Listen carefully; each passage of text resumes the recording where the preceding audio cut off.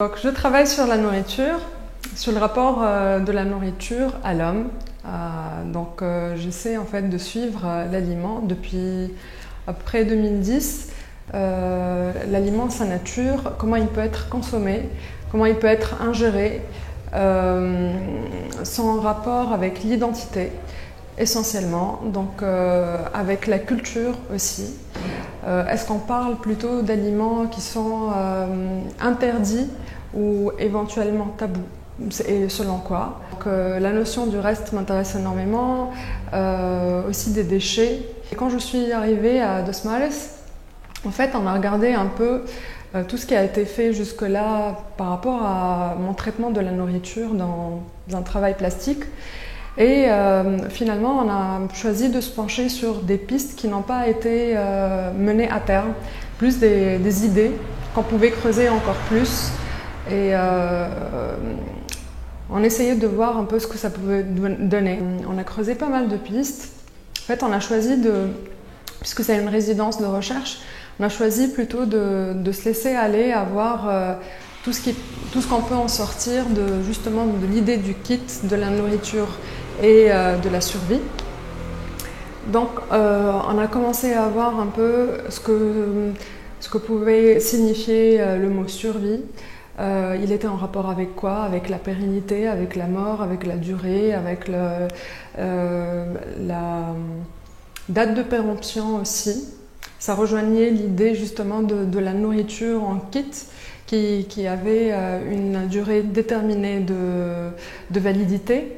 De là, on est parti un peu vers la boîte de conserve, vers tout ce qui est conservation, nourriture lyophilisée, nourriture périssable ou peut-être éternelle parce qu'on pourrait la conserver plus longtemps, mais aussi sur le contenant, donc le kit lui-même.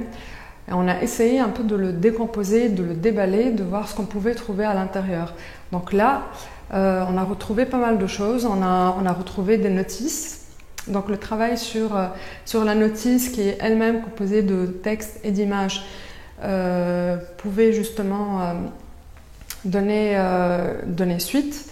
Après, il y a l'idée de la boîte qui est ouverte, qui est déballée, et beaucoup de choses à l'intérieur qui se combinent et forment justement le kit de survie de nourriture. Donc les kits, c'est aussi les brevets.